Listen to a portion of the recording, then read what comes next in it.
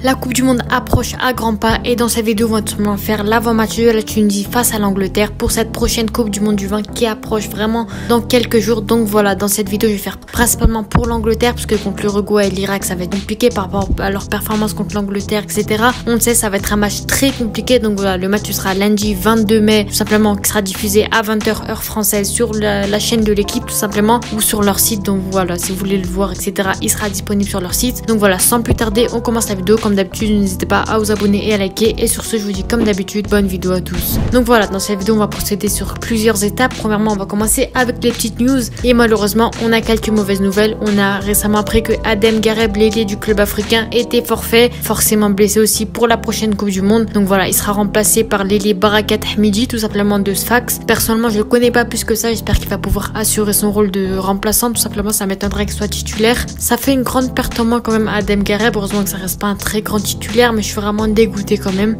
Il aurait pu grandement apporter, mais bon, on va voir ce qu'il va apporter aussi Hamidi. Et en deuxième nouvelle, ça reste un peu moins grave quand même. On a des joueurs blessés, mais qui sont pas complètement forfaits pour cette prochaine Coupe du Monde. On n'a pas plus d'infos que ça. On a Thomas Waghi qui est blessé, le gardien de but, tout simplement, qui a eu une entorse à la cheville au dernier match. Donc voilà, j'espère que ça ira mieux pour lui. Et on a Raid Bouchniba, tout simplement le latéral droit, touché aux ischio-jambiers de l'Espérance de Tunis. Donc voilà, ça reste une très grande perte par contre, parce qu'un poste de latéral droit, on n'a pas énormément de joueurs qui sont spécifiés à ce poste. Donc voilà, je suis vraiment dégoûtée. J'espère qu'il ira mieux, Inch'Allah. Donc voilà, pour le moment, on n'a pas de nouvelles sur ces joueurs. Quand est-ce qu'ils vont reprendre? Si jamais, est-ce qu'ils vont pouvoir reprendre cette prochaine Coupe du Monde? Donc voilà, à voir ce que la Tunisie va nous dire, ce qu'ils vont nous tenir au courant, s'ils vont aller mieux d'ici là. Donc voilà, en tout cas, je suis vraiment dégoûtée. Et maintenant, on passe au match de préparation, tout simplement. Voilà, la Tunisie, elle a joué 2 matchs de préparation, comme je vous l'avais dit, contre l'Olympique de Béja et Ben Yarden, tout simplement. Donc voilà, le premier match contre l'Olympique de Béja, il s'est déroulé sur un 0-0 à la fin du match. Voilà, c'est la première fois qu'ils jouent ensemble. Ils apprennent à se découvrir, à se connaître, tout simplement. Après la liste, il y en a, ils ont jamais joué ensemble. Tout simplement, il y en a, ils ont jamais joué sous le maillot de la Tunisie. Voilà, c'est un petit peu normal. C'est le premier match aussi pour le coach avec eux. Voilà, il vient d'arriver, il apprend à connaître ses joueurs, leur tactique, leur façon de jouer, histoire de monter une tactique pour les prochains matchs. Et bon, là, il n'y a rien à dire sur ce match. Et bien sûr, leur match face à l'US Ben Yarden, gagné 5-1. Incroyable, vraiment, avec un doublé de Béchir Yacoub, l'attaquant de l'AS Monaco. Wahabi, tout simplement de l'Espérance de Tunis. Djibril Othman qui a marqué aussi de Saint-Etienne. Notre fameux buteur qui nous a assuré pour notre dernière Coupe d'Afrique. Et Youssef Snana, tout simplement du club africain. Donc voilà, faut pas se le cacher, ça a été un match très facile pour notre équipe. Déjà 3-0 à mi-temps. Donc voilà, on va pas se le cacher, ça restait un adversaire assez faible pour la Tunisie, malheureusement. Je m'attendais pas à un score comme ça. Ils étaient pas au niveau, je m'attendais à peut-être un meilleur match amical. Pourquoi pas contre des professionnels, etc. Déjà qu'on joue pas contre des grosses équipes européennes, que ce soit l'Espagne, le Brésil, etc. Histoire de découvrir le niveau mondial. On a joué contre Ben Yarden, ça on a fait les frais. On a gagné 5-1. Au moins, avec ce match amical, les joueurs et le coach, ils ont pris leur marque, ils ont un petit peu appris à se connaître, histoire de voir qui est-ce qui va titulariser pour la prochaine Coupe du Monde ou non. Voilà, après je suis un petit peu dégoûtée parce que c'est pas avec un match comme ça qu'on pourra réellement voir si on est prêt pour la Coupe du Monde ou pas. On joue contre des équipes assez faibles malheureusement. Une équipe, voilà, ça a été compliqué aussi pour eux aussi. J'espère qu'ils ont réussi à jouer à 100% quand même, donner le meilleur d'eux-mêmes. Et voilà, maintenant à voir ce qu'ils vont faire. Et on attaque enfin le sujet du terme, tout simplement les termes. La Coupe du Monde, elle est plus que dans quelques jours. On va déjà se poser la question, est-ce que la Tunisie réussira à passer les poules? Voilà, j'avais déjà fait une vidéo, est-ce que la Tunisie réussira à gagner cette Coupe du Monde? Dites-moi en commentaire vos avis, bien entendu. Voilà, on joue en premier de l'Angleterre, qui sont pour moi la meilleure équipe de cette poule. Voilà, faut pas se le cacher. Les favoris de cette poule, pour moi, ça reste les meilleurs offensivement, que ce soit dans un aspect global, tout simplement. Ça risque d'être un match, bien sûr, très compliqué avec toute l'intensité qu'il y aura.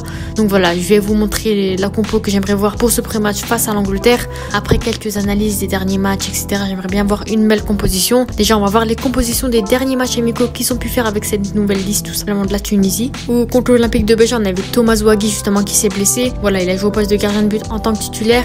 On a vu un 3-4-3 tout simplement avec El Abed, Sassi et Saoudi en défenseurs centraux qui ont plutôt assuré, ils n'ont pas encaissé de but. Nasraoui, Derbali, Dredji tout simplement au poste de milieu de terrain. Voilà, avec des pistons, etc. Bouchniba, etc. en tant que piston. Et en attaque, Yacoub, tout simplement le fameux attaquant de l'AS Monaco. Snana en buteur et Awani tout simplement au poste d'ailier droit. Voilà, on a vu un Djibril Othman absent pour ce match, histoire de tester de nouveaux joueurs comme Yacoub et Snana. Ils ont malheureusement pas réussi à marquer sur ce match. Et mais on va voir que la composition de Ben Yarden est bien meilleure, avec Arfaoui dans les cages, avec malheureusement la blessure de Zouaghi, El Habet, Sassi, Sawadji et Bouchniba tout simplement au poste de défense. Voilà, on a vu un 4-3-3. Wahabi au poste de milieu défensif, Derbali et Choucha au poste de milieu centraux normal. Ils ont plutôt assuré leur poste, etc. Et on attaque la fameuse attaque qui fait peur à tout le monde. El Djebali au poste de ailier gauche, Othman au poste de buteur et Yacoub au poste d'ailier droit. Et on a vu que ça en a fait les frais. Ils ont très bien joué avec une victoire 5-1. Donc Donc voilà, après quelques inspirations, etc., j'ai décidé de faire ma compo parfaite. J'ai réussi à m'adapter aussi avec les absences de Bouchniba potentiellement, Zouagui et tout simplement Adem Gareb. Et j'ai décidé de faire un 4-3-3. Pour moi, ça reste la meilleure composition face à l'Angleterre. Voilà, avec un milieu défensif, Arfaoui dans les cages, de fameux attaquants de la Belgique, Nasraoui au poste de latéral gauche tout simplement, El Abed et Saoudi, défenseurs centraux qui ont très bien assuré face aux matchs amicaux, et Gorbel à droite, il peut jouer un peu de partout. Donc voilà, pour moi on doit me mettre à droite, ça reste le meilleur prétendant, le meilleur remplaçant pour Bouchniba. Les milieux de terrain, Ouhabi, Derbali et Chouchan, bien entendu, des joueurs qu'il faut vraiment garder, avec Ouhabi au poste de milieu défensif, bien entendu, très bon avec l'Espérance, Derbali pas mal, Chouchan pas mal, voilà. Et on attaque bien entendu la même que contre Ben Garden, El Djebali à gauche, Djibril Othman au poste de buteur tout simplement, et Yacoub à droite. Je pense que ça peut vraiment faire des ravages si jamais on réussit à faire une bonne tactique, si le coach réussit à faire une bonne tactique, bonne composition, etc. Voilà, on sait l'Angleterre joue en 4-2-3-1 avec un jeu offensif et équilibré. Leur dernière composition en match amical face à la France, c'était un 3-4-2-1. Voilà, une compo très offensive, ça m'étonnerait qu'ils fassent la même composition dans cette Coupe du Monde. Pour moi, ils iraient plus sur une compo assez équilibrée, même si ça reste la Tunisie. Voilà, ils ont fini sur un match nul 1-1 contre la France. À voir ce qu'ils vont donner contre la Tunisie. J'espère qu'ils vont pas faire les fous à faire une compo 100% offensive, sinon ça va être beaucoup trop compliqué pour nous. Voilà, ce match déjà contre l'Angleterre, ça reste le plus gros match dès le début. Faut vraiment rentrer dans notre Coupe du Monde dès le début, avoir le mental, le physique, etc. On sait que ça va être un match très compliqué. On doit partir sur une compo similaire à celle contre Ben Garden, comme je vous l'ai dit juste avant. On doit jouer équilibré, pas trop offensif, pas trop défensif, justement pour pas tout encaisser derrière. Gérer les gros joueurs comme Choukou Meka, le milieu central de Chelsea, qui est très bon avec l'Angleterre. Udozil, les gauches de Southampton, ou tout simplement Ealing Junior, l'attaquant de la Juventus. Voilà, on sait qu'à leur âge, ils sont déjà titulaires dans des clubs comme ça. Ça rigole vraiment pas du tout. C'est pas comme la Tunisie, avec des joueurs réservistes, etc. Ils vont pareil se donner à fond dès le début. Mentalement, surtout, ça reste le plus important, histoire d'être déjà dans une mentalité de Coupe du Monde. Voilà, je pense que la compo, elle doit être dynamique et stratégique, à voir ce que le coach il va faire, parce que ça reste très important son jeu, tout simplement. Chouchan et El Djebali, il faut vraiment les mettre titulaires pour moi. Malheureusement, Chouchan, il n'a pas réussi à avoir son temps de jeu durant la dernière Coupe d'Afrique. Pour moi, il mérite amplement, par rapport à d'autres milieux de terrain de la Tunisie, il mérite amplement sa place. On doit faire des changements intéressants, faire jouer bien sûr Yacoub, Othman, etc. si besoin, et varier la composition si besoin aussi. Pour moi, Yacoub et tout simplement Othman restent des joueurs très intéressants offensivement. Ça reste les meilleurs joueurs offensivement, avec El Djebali qui est un très bon passeur, etc. En fonction de l'adversaire, c'est largement faisable pour moi, que ce soit l'Irak, l'Uruguay, l'Angleterre. Faut juste avoir le mental, faire la bonne composition et aller vraiment tout donner. Pour moi, la Tunisie, elle peut vraiment faire de très belles choses durant cette prochaine Coupe du Monde. Bien sûr, je vais pas faire des avant-matchs et des débriefs pour chaque match. Je ferai peut-être un avant-match un petit peu maintenant, cette vidéo-là, et ensuite peut-être un débrief des 3 matchs communs des poules, tout simplement. Ensuite, au fur et à mesure, si on réussit à se qualifier, Inch'Allah, je ferai des avant-matchs, des débriefs, etc. Voilà, bien sûr, je fais un avant-match, il y aura bien sûr mon pronostic. Et pour moi, c'est soit l'Angleterre, soit la Tunisie gagnera avec une victoire 2-1. Ça m'étonnerait que ce soit un match sans but, avec un seul but. Ce sera vraiment un match très compétitif, très offensif. Je sais que la Tunisie, elle va rentrer dans leur match dès le début. L'Angleterre, pareil, c'est pas une équipe qui rigole non plus. Donc pour moi, soit la Tunisie, soit l'Angleterre gagnera 2-1.